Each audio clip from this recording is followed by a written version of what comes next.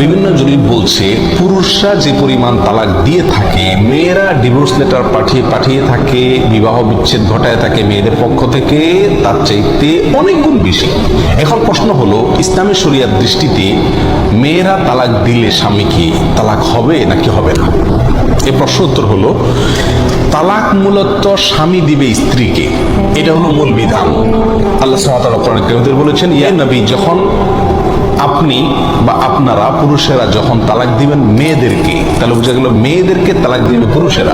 এখানে কেউ প্রশ্ন করতে পারেন যে শুধু পুরুষকে কেন তালাকের পাওয়ার দিল, কেন নারী পুরুষ উভয়কে পাওয়ার দেওয়া হলো না? কিন্তু পুরুষের হাতে তালাকের অধিকার ইসলামী শরীয়ত দিয়েছে, এর মানে এই নয় যে একজন মেয়ে তার স্বামী খারাপ হলেও যেহেতু বিবাহ বিচ্ছেদের কোনো ব্যবস্থা বা তালাকের ব্যবস্থা তার হাতে নাই, এই জন্য সে সারা জীবন জুলুমের শিকার হবে, ব্যাপারটি এমন না। বিবাহ বিচ্ছেদের জন্য তাকে শরীয়ত খোলার ব্যবস্থা রেখেছে, তালাকের বিকল্প, আদালতে শরণাপন্ন হওয়ার ব্যবস্থা রেখেছে, এবং আরেকটি বিষয় রেখেছে যেটাকে বলা হয় তালাক তাফউইদ।